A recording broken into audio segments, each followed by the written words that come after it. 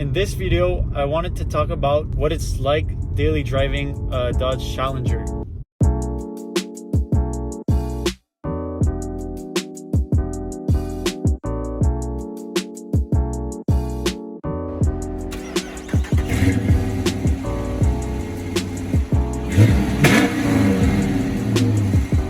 So I've owned my Dodge Challenger for almost a year now, 11 months and a half, so like basically a year, and I've loved every second of it. I got to drive it in all sorts of weather.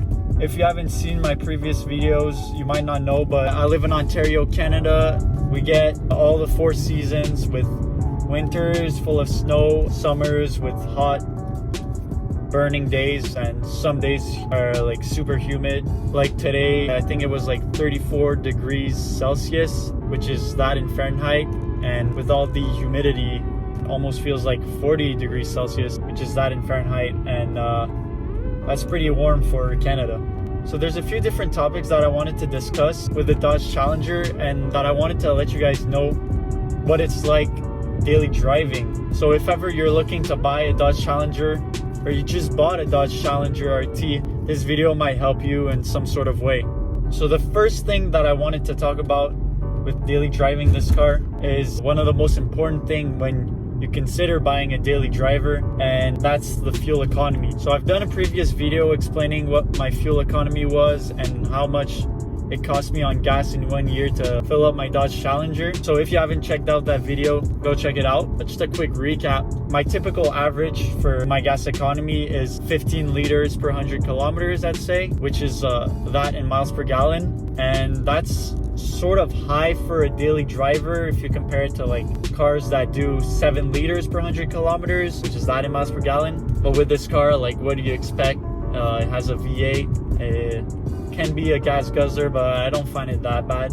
So one of the things that you should consider when buying a Dodge Challenger RT, or if you daily drive a Dodge Challenger RT, expect to go to the gas station pretty often. I go to the gas station like at least once a week, and I don't even drive my car that much since I work from home most of the days. My school's from home, and most of the time I just use my car to like drive around for fun. The second thing that I wanted to talk about that comes with daily driving a Dodge Challenger of pretty much any specs, you'll obviously get some looks on the road. So that can be good if you like it, or that can be bad if it's from cops. I've had this car for a year, and honestly, like anywhere you go, there's gonna be someone that's looking at your car, like a kid or somebody that just likes muscle cars. It just happens a bunch of times that someone's like looking at you whenever you're driving, and this car brings a lot of attention. So depending if you like that or not, that's one thing to consider when buying this car. I'd say, like, especially for me with the B5 Blue, it's a color that stands out more than other colors, but I feel like any Dodge Challenger, you're gonna get some looks. Also related to that subject, when people see your car, and if it's like a loud car, so if you have an exhaust on your Dodge Challenger, or if you just have the Scat Pack or the Hellcat or anything, some drivers might just pull up beside you and want to race you. And it happened pretty often that some random people just trying to line up with you and start to race, and it's not always cars that you expect. I've literally seen like some of the people you wouldn't even expect that like want to race with you, like somebody with, sorry if I offend anyone, but like somebody with just like a Corolla or just a stock Honda Civic or anything, and then they just like gun it beside you. If you like to race, I guess it's a good thing. If you do it, be smart about it. You don't want to get caught and lose your license over a stupid race in the streets against like, not even a good competitor. The fourth thing that I wanted to mention is actually just the way the car drives. All Dodge Challengers are pretty good cruisers. The seats are comfortable. I actually have the leather seats, and I feel like just any material for the seats would be comfortable. And the way you're sitting, you could do a lot of mileage without having your back sore or any problem like that.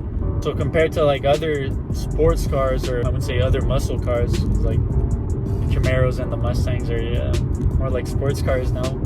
It's a pretty comfortable car. The suspension on the Dodge Challenger RT is pretty good. You have a decent amount of ground clearance, so you're not like scared to scrape underneath your car, your front splitter, whenever you drive on a speed bump, or you go over a pothole or cracks in the streets. And the last thing that I wanted to talk about with daily driving a Dodge Challenger RT and just Dodge Challengers in general, it's that if you're not used to it, it's a pretty big car.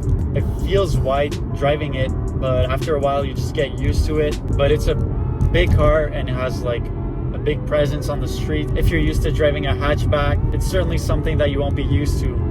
I know for me, I used to drive an Elantra GT with the hatchback, and I feel like this car is twice as long, just with the trunk and the hood. It's a pretty huge car, and I think I saw online the Challengers are 16 feet long, so it's a pretty big car. Whenever you park it, you really got to be aware of your surroundings. But a good thing with this car, it has all the parking sensors and the reverse camera, which is an option that I would like highly suggest to anyone that's not used to driving these types of car, and just anyone in general when getting this car. Those sensors and that camera just saves you from a lot of trouble, I feel. That's just a quick video that I wanted to do and just talk about what it's like daily driving a Dodge Challenger RT. If ever you want to buy a Dodge Challenger RT, I strongly recommend it. However, the used car market right now is not the best, so make sure you find a pretty good deal on the car and get it. So thanks everyone for watching. If you're new here, make sure to subscribe and leave a like if you enjoyed the video. You can also check out my Instagram page, BlueBeastRT, if you want to see some more pictures of my car, and also my TikTok account if you want to see some short clips of my car or cars in general. So thanks everyone. Have a good one.